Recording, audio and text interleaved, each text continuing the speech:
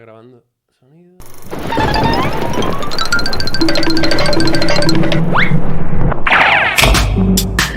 Anagnórisis. The same skull, sir, was Yorick's. Metabolé. Que aquí se va a armar la gorda. Didascalias. Pardos. Ibris. ¡Joder! ¿Drama o qué? ¿Drama o qué? ¿Drama o qué? The same skull, sir, was Yorick's. Bienvenidos y bienvenidas a Drama o qué, a esta facultad de filología hispánica, creo. Estamos en un despacho, nos ha abierto una profesora, Eva Moreno, nos ha abierto un despacho que es muy bajito, y estoy con el dramaturgo almeriense Julio Béjar, que está en Sevilla para impartir un taller de escritura dramática. ¿Es eso correcto? Es correcto. ¿Tienes ya pensado el taller o mañana vas a improvisar un poco como vaya? Está surgiendo? pensado. Dime, Para poder improvisar siempre hay que tener el esquema previo. ¿cómo organizas las clases? ¿Sobre qué aspectos tratas estos talleres? Bueno, en primer lugar quería darte las gracias por contar conmigo y por aprovechar mi estancia aquí en Sevilla para esta entrevista en este despacho tan particular, ¿no? Lo acaba de confesar antes nuestra amiga Eva, que los despachos en la Facultad de Filología lo asignan por altura. Por altura no por altura Claro. intelectual, sino por altura Altura física. física. Y eso me parece muy hermoso, ¿no? Un espacio tan mágico como este. Pues mañana voy a estructurar la clase en 3 bloques. El primer bloque será una manera de introducirnos en la fase de la creación de una obra dramática, o al menos después de la experiencia, en las fases que he visto que se repiten durante los procesos. Siempre son propuestas, nunca son imposiciones. La segunda parte de la clase va a consistir en entregarle una estructura sobre el conflicto, sobre el Agón. Y la tercera va a ser un ejercicio de escritura en tiempo real, que he llamado el portazo en hora. Pero, o sea, ¿de cuánto tiempo es el 3 taller? horas. Intenso, ¿no? Hay que aprovechar. Muy bien, muy bien. Voy a hacer una breve presentación por si hay algún oyente que no le ha dado tiempo a googlear a Julio Béjar porque no lo tuviera controlado. Son 5 líneas. Tú me dices si es correcta la cosa. Nació en 1987, licenciado en Filología Hispánica y formado en Dirección Escénica y Dramaturgia en la RESAD. Su obra Empieza por F fue galardonada con el Premio Calderón de la Barca 2021. Ha publicado otras piezas como Aura, Palomares y 856, inspirada en el atleta Yago Lamela, su mítica marca, y la tragedia posterior. Has dirigido el Teatro de la Vida en Madrid, en el barrio de La Latina, donde vivías, y hasta hace un mes vivías en Madrid. Y has decidido mudarte a tu Almería natal. A moverme un poquito, a volver un poco a Andalucía y sobre todo también a afrontar la gira que tenemos con Tara, que es la última obra que he escrito y dirigido. Es una coproducción de la Fundación Music for All y del Ayuntamiento de Almería, y que trata sobre accesibilidad, y que vamos a hacer en Palma del Río, que está relativamente cerca de Sevilla, el 25 de abril, y en el Teatro Circo de Murcia el 14 de mayo. Y habrá más fechas también por Andalucía y por España. Y hacía falta volver para ensayar con el equipo. Naciste en Almería, has estudiado en Lyon también, en Madrid, has vivido en esas ciudades. ¿Qué te ha aportado cada una de esas ciudades a tu manera de escribir? Si es que... Pues yo me fui a Francia con 21 años y me quedé al final. No, es como que te vas para un rato, ¿no? Esto es una frase como muy de callejeros viajeros, ¿no? Vine a acompañar a mi pareja un mes y finalmente me quedé 10 años y tenemos 4 hijos. Pues yo me fui a Francia un año como estudiante Erasmus y finalmente me quedé 5 años, ¿no?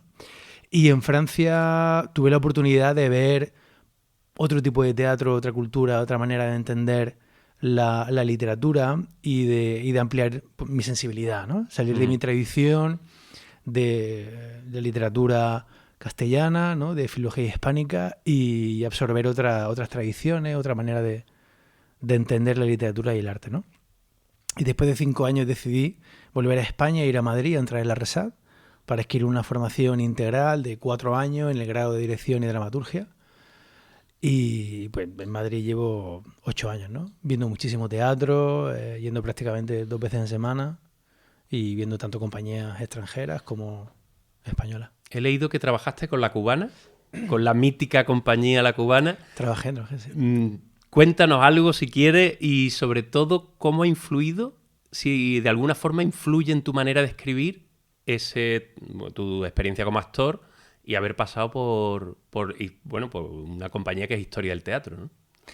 Pues fue una experiencia enriquecedora, al mismo tiempo que dura, en el sentido de que una compañía que gira todavía, tienen todavía esa forma de funcionar, de girar por las ciudades, por los pueblos, de estar 2 años, 3 años de gira, y la verdad es que aprendí muchísimo de los actores y las actrices que trabajan en la compañía, y asistir a primera línea de trinchera a cómo se orquesta una comedia, cómo funciona una comedia.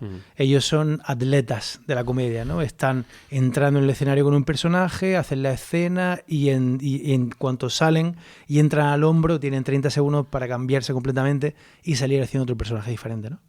Y mi trabajo en La Cubana fue muy breve. Tuve un personaje muy pequeño durante una temporada en el Teatro Calderón en Madrid, pero aprendí, o sea, pude asistir de muy cerca a la matemática de la comedia. Es pura matemática y es puro ritmo, ¿no?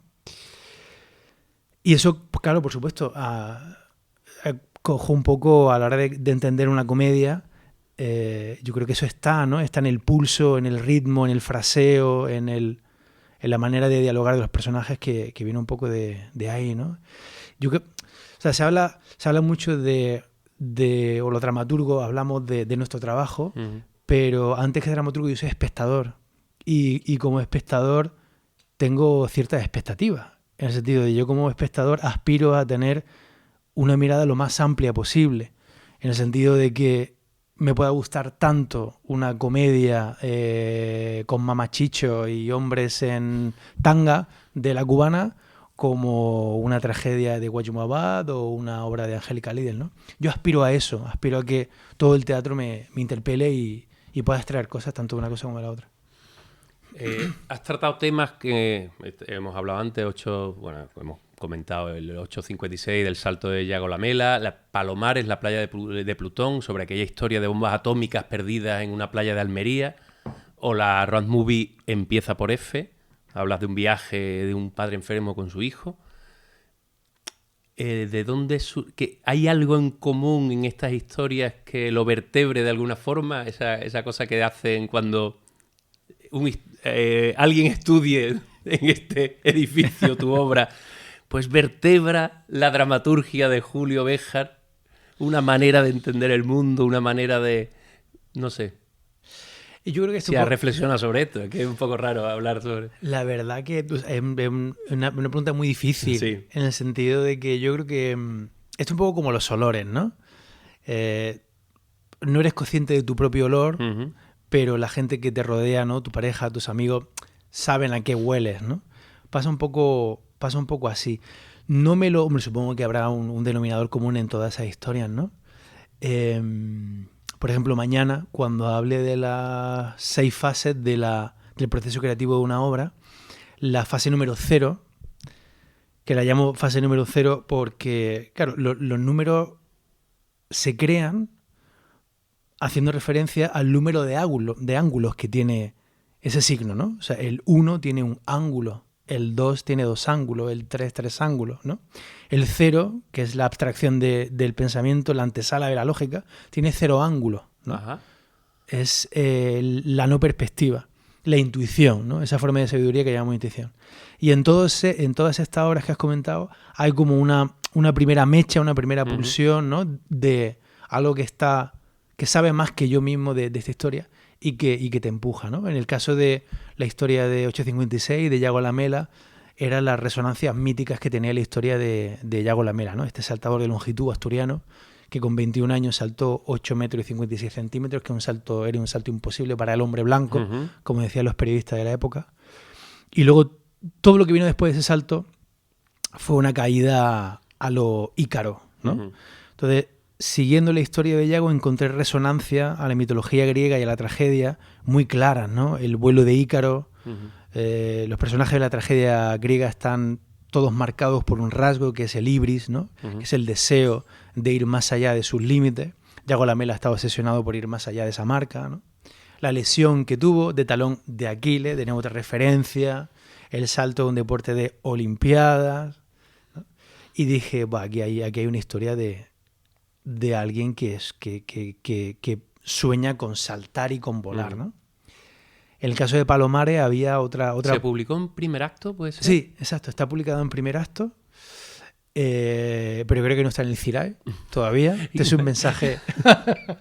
igual hay que buscar de los primeros actos si están. Hay que rebuscar entre los primeros actos. Sí, y en Palomares, por ejemplo, lo que había era... Había una ansia de justicia, había rabia. Había rabia por haber nacido en Almería, había una rabia de sentirse de provincia de tercera, de haber sido marginada, ninguneada por las administraciones, en el 66 por Franco, ¿no?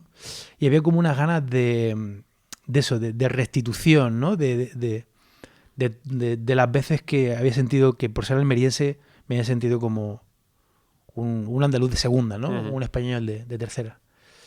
En el caso de Empieza por F lo que había era el tabú, ¿no? Empieza por F es una comedia que yo escribo a raíz de la muerte de mi padre, porque mi padre se murió haciendo un juego de palabras, eso fue lo último que dijo. Y claro, ¿no? El primer pensamiento que tiene alguien que quiere escribir sobre la muerte de un progenitor es llevarlo a la tragedia, ¿no? Pero entendí que no era el camino, que por lealtad a la manera magistral que tuvo mi padre de decir no os toméis la muerte demasiado en serio, haciendo un chiste antes de morirse, debía ser una comedia, ¿no? Que hablara precisamente de la comunicación dentro de la familia, ¿no?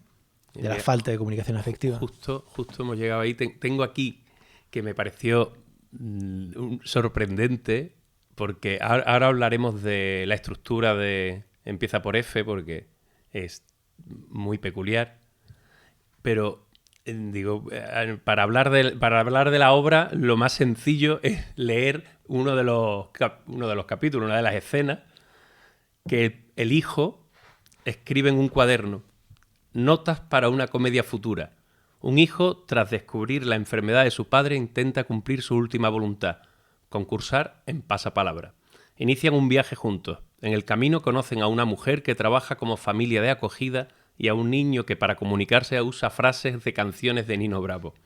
Los 4 personajes están algo sacudidos. El hijo piensa que escribiendo esta comedia conseguirá asimilar la muerte de su padre, conseguirá una nueva familia. Nota importante: es una comedia. Tendrá forma del rosco de pasapalabra. Y la última escena será, y da paso a la siguiente escena. ¿Cuánto influye la forma en el contenido? O sea, ¿cómo llegas a esta...? Porque me parece un hallazgo maravilloso el que utilice este icono popular para estructurar este viaje, y cómo eso al tiempo te limita y al tiempo te da un camino. No sé cómo... Es la base del trabajo, ¿no?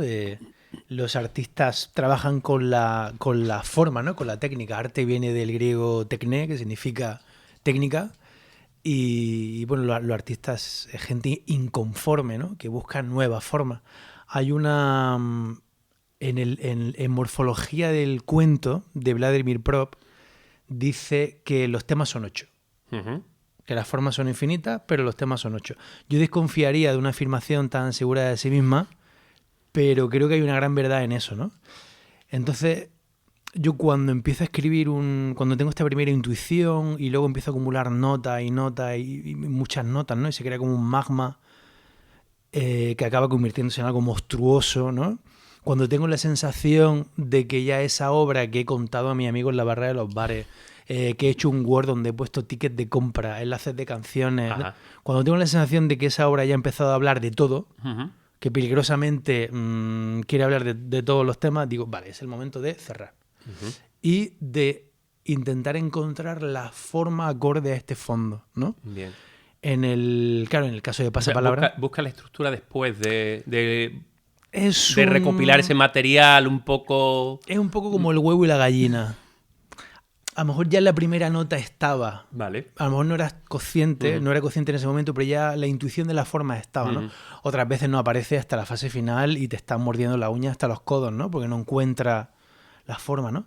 Pero si estás muy conectado con el material, surge.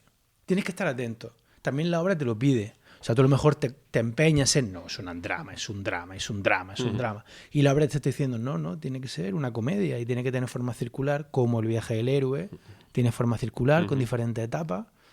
Y fue muy... Claro, esta obra, mucha gente cuando la lee, ¿no? Cuando voy a clubes de lectura y la gente honesta, ¿no? Y la gente que son necesarias los clubes de lectura te llevan la contraria, ¿no? Vale. Que es maravilloso y te dice, para mí no es una comedia, ¿no? Claro, a mí un tema que me apasiona, ¿cuáles son los límites de la comedia? ¿No? Los límites de la comedia son un buen termómetro para saber la salud democrática que tiene un país. Hasta qué punto se puede hacer una caricatura de Mahoma, hasta qué punto no. Y yo creo que, claro, en la comedia se pueden morir personajes. Claro. La cuestión es qué haces con el cadáver, ¿no? Tú tienes esa maravillosa película que es... Bueno, en la tragedia clásica también estaba qué hace con el cadáver, que había que matarlo al final para no tener que recogerlo.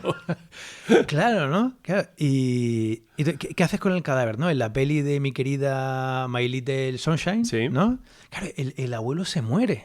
Que también es un viaje, ¿verdad? Que también es un viaje, una road movie, ¿no? El abuelo se muere, pero es muy interesante el tratamiento que hacen de ese cadáver, ¿no? O, por ejemplo, El litoral, de Waji Muhammad, que lo comentaba antes. También es muy interesante el momento en el que el padre se mete en el agua cadáver con el hijo y el hijo, ¿no?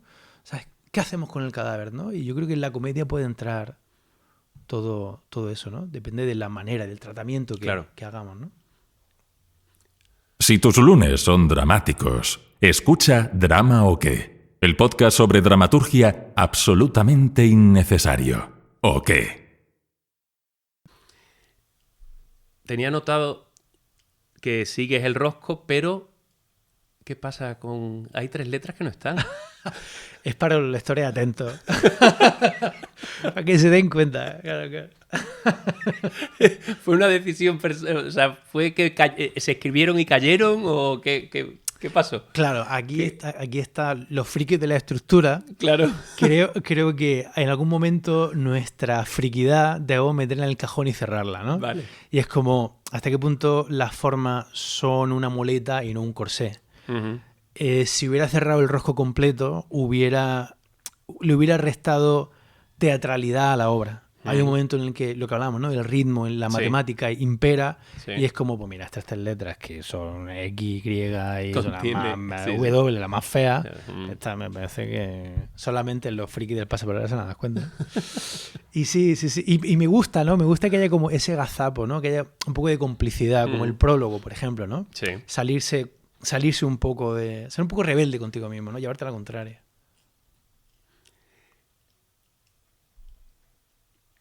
Trabajas la estructura, lo hemos hablado, que si trabajas la estructura, va un poco a la vez. ¿Y los personajes es algo que también te lo tira la trama? ¿O haces un trabajo previo de estas cosas de la ficha de los personajes y demás? ¿O trabajas con fotos? ¿O trabajas con...? De todo, he probado de todo. He probado a poner fotos de mi amigo y mi amiga... les he hecho perfiles de Instagram, me he preguntado cómo se comportarían ellos en las redes y hay veces en las que me tiro y los voy escuchando. Ellos también te hablan. Es lo que hablábamos, ¿no? De si estás conectado con el material, ellos te hablan. A mí me parece, el trabajo con los personajes me parece el trabajo más apasionante, ¿no? Porque es el más humano. Hay un dramaturgo italiano maravilloso, Eduardo De Filippo, ¿no? Eduardo De Filippo, que tiene una cita fantástica, ¿no? Que tendríamos que tenerla como en el corcho del despacho, que dice, busca la vida y encontrarás la forma, busca la forma y encontrarás la muerte, ¿no? Y el trabajo con los personajes, al fin y al cabo, es lo más matérico, lo más humano, ¿no? Y me gusta que sean torpes, que se equivoquen, que incluso hasta a veces no sepan lo que desean, ¿no? Porque en la RESAD, ¿no? Cuando estudiamos dramaturgia, los profesores son como como lo hacen de su tarea, ¿no? Nos hace mucho hincapié en qué quiere el personaje. Sí. No, ¿qué quiere? No, entra en escena y ¿qué quiere? Es que no lo sé. Es que ni siquiera él lo sabe. Puede tener una intuición, puede tener el deseo mucho más interesante, ¿no? Es más subconsciente, es más interno, ¿no? Entonces los personajes van saliendo, ¿no? Por ejemplo, en el caso de Empieza por F, estaba claro que me apetecía mucho jugar con la herramienta de la autoficción, ¿no? Y del pacto de mentira que ofrece la autoficción, como esa barra libre para fabular sobre lo que conocemos, ¿no? Y voy a quedar fatal, pero ves que no me inventé nada. Porque, claro, o sea, quería jugar con la herramienta de la autoficción y que hubiera un personaje que fuera un trasunto de mi padre y un trasunto de mí mismo. Y en un momento del viaje me di cuenta de que tenía que hacerles que se encontraran con dos personas que yo conocí en Francia y que existen y a las cuales está dedicada la obra, que son Joël y Thomas. Joël es una mujer que trabaja como familia de acogida y Thomas es un adolescente que tiene el síndrome del niño sacudido, a quien acoge Joël. Y yo los conocí en Francia hace años.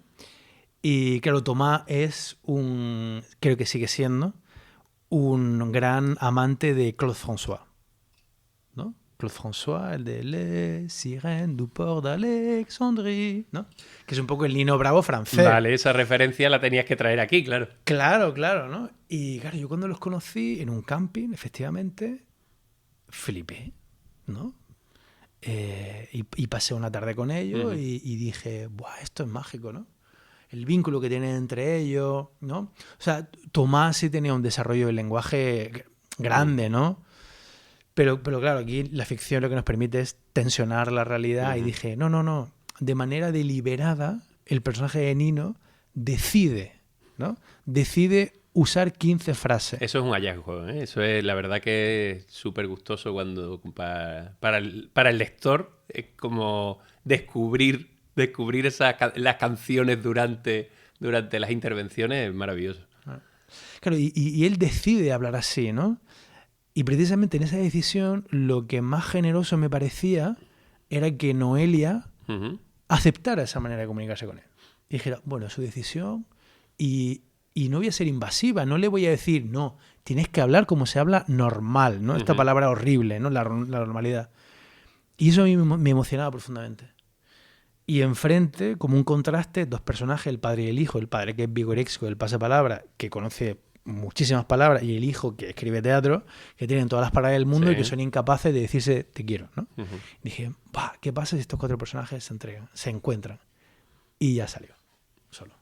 Los personajes los tenías aparte, claro, los tenías anotados en algún momento los quiero usar esta relación, ¿no? En el almacén de la leña. Claro. Tenía. A Joël y a Tomás lo tenía en el almacén de la leña. Es bonito cómo decirlo, el almacén de la leña. A mí me tocó también el tema pasapalabra mira, hablando de mi madre tuvo un proceso también, de tumor cerebral y no sé, fue perdiendo el habla, fue un proceso bastante degenerativo y ella no entendía ya lo que le habla, ya no entendía el lenguaje, pero no se saltaba el pasapalabra. Era es sagrado. Pedía ver digo, hostia, qué cosa más alucinante que el vínculo con un concurso, con una rutina, ella no entendía el lenguaje ya. Y claro, cuando empecé a leer la obra dije, es fuerte. Me atrapó total. ¿Y lo veías con ella? Sí, lo veíamos, sí. Yo nunca he sido muy fan de los concursos de preguntas. Y el pasapalabra es curioso que consigue llegar a todo, que tener un target enorme, ¿no? A niños, adultos, mayores. Sí. Te voy a hacer una pregunta personal. Vale. Si quieres responderla, ¿cuál ha sido un momento en tu vida que digas hay un punto de giro, hay un incidente, esta peripecia está generando una metabolé que ha cambiado mi vida, ¿no? Un momento en tu carrera, ¿no? Que diga uno o alguno. Hay quien dice que durante la vida hay menos de 10 decisiones, ¿no? Importantes que tienes que tomar, ¿no? Bueno, una decisión muy... O sea, yo llevaba trabajando en el teatro desde los 17 años, haciendo pasacalles como zancudo, escupiendo fuego por pueblos de la provincia de Almería, pueblos con calles empinadísimas, en la batalla, ¿no? La furgoneta, el descargar, la verbena de después de la actuación, la morcilla, la vuelta a las 4 de la mañana en la furgoneta. Pero hay un momento en el que digo, no, aquí hace falta una formación integral, ¿no? Y el momento en el que invierto tiempo y dinero, efectivamente, claro, para irme a Madrid y estudiar dramaturgia, ¿no? Que fue una decisión muy importante, ¿no? Porque, bueno, pues porque es una inversión a futuro, nunca sabes si te va a salir bien, pero es cierto que nunca tuve duda en ese sentido, o sea, sentí siempre... O sea, yo sentía que si no hacía eso iba a ser muy triste, ¿no? Sentí que si no hacía teatro me iba a sentir muy desgraciado, ¿no? Entonces siempre lo he tenido muy claro, ¿no? Y ha habido momentos también que he dicho, estoy harto de esto, estoy cansado de todo lo que envuelve, ¿no? De la precariedad, de la falta de constancia. Pero siempre ha estado ahí. La lectura y la escritura siempre ha estado ahí, siempre me ha acompañado. Y es mantenerse y seguir hasta que finalmente otro giro, ¿no? Otra peripecia, que es un día que estoy en mi casa teatro, me suena el teléfono y me dicen, Julio Béjar, sí, digo, te llamo del Ministerio de Cultura y Deporte del Gobierno de España, no cuelgue, le paso con el ministro. Y yo, ¿cómo? ¿Cómo? Música de espera de Beethoven, ¿no? Pobre Beethoven que ha quedado para música de espera. Y entonces salta. Claro, fueron como 20 segundos, ¿no? En los que pensé, ¿quién es el amigo hijo de puta que me está gastando esta broma, ¿no? También preparada, ¿no? Además. Claro, ¿no? Además, no, el número oculto, así. Y, Julio, sí, soy Miguel Iseta, que te llamo para decirte que gana el premio Calderón de la Barca. Julio, ¿estás ahí? Sí, ¿no? Bueno, ¿no? Y es como quien ve de repente una estrella, ¿no? Fugaz, que paz, ¿no? Bueno, pues venga, que no era buena, ¿no? Es como random, ¿no? Siguiente llamada que tengo que hacer. Claro, hice una cosa que no hago nunca, pero dije, no voy a colgar. Vale. Y lo dejé abierto. Es contraespionaje de Estado, lo dejé abierto. Y lo dejé abierto y estuvieron un rato hablando, ¿no? Dice, sí, ¿no? Bueno, pues ya me llama el Calderón, ahora vamos a llamar al Premio Nacional de Narrativa. ¿Quién lo llama, tú o yo? No, espera, vaya. Estuvo un rato, sí. Fue muy divertido. Nada, y luego ya pues te llama en ese momento el que era director de INAEM, te llama la directora del CEDAEM, te llama mucha gente, tal, y se prepara la nota de prensa y demás. Claro, llega un momento en el que evidentemente hay un antes y un después, ¿no? Hay un antes y un después en el que es como si ese premio te diera como el carnet de dramaturgo, ¿no? Lleva ya 10 años escribiendo teatro, había terminado la carrera, pero te dan como el carnet. Sello de calidad, ¿no? Sí, vale, sellado por Chayanne, ¿no? Y sí, pero claro, el otro día dijo Fernando Aramburu en una entrevista en el Faro de Mara Torre, dijo una cosa muy sabia. Decía algo así como, yo soy un escritor ambicioso, decía Fernando, ¿no? Yo soy un escritor ambicioso, lo admito, pero soy ambicioso con la obra. Ajá. Soy exigente con la obra, ¿no? Eso es lo que puedo controlar. No puedo controlar lo que hay fuera de la obra, pero sí puedo controlar la obra, lo que yo escribo, las horas que le echo. Lo que venga después, ya no. O sea, no soy ambicioso con los premios, no soy ambicioso con que le hagan una serie a Patria, ¿no? Soy ambicioso con la obra. Lo que viene después está fuera de mi control, ¿no? Y me pareció muy sabio, ¿no? Me pareció muy sabio. Es verdad que un premio como este, ¿no? Como el Calderón, te desestabiliza mucho, ¿no? Es como, bueno, ¿ahora qué soy? Sigo siendo dramaturgo emergente, sigo siendo dramaturgo joven andaluz, ahora soy dramaturgo nacional, ahora estoy consagrado, no estoy consagrado. Es como raro. Me tengo que seguir autoexplotando a mí mismo y pedirle a mis amigos que ensayen gratis. No, como... Y estás ahí como en un impasse hasta que dices, no, que esto va de seguir. Han pasado 3 años. 2021. Es verdad que fue año de pandemia, que sería un poco raro también, ¿no? Sí, un poco raro. Sí, se hizo una lectura dramatizada en el CDN y y probablemente se monte. Eso todavía no se sabe. Todavía no está confirmado. Vale. Pero se montará. Vale. ¿Cuánto te Y implicas vendremos tú? a Sevilla. ¿Cuánto te implicas tú en las puestas en escena? ¿Eres un dramaturgo que exige estar en los ensayos? ¿Te gusta montar tus obras? ¿Lo pasas mal? ¿Lo pasas bien?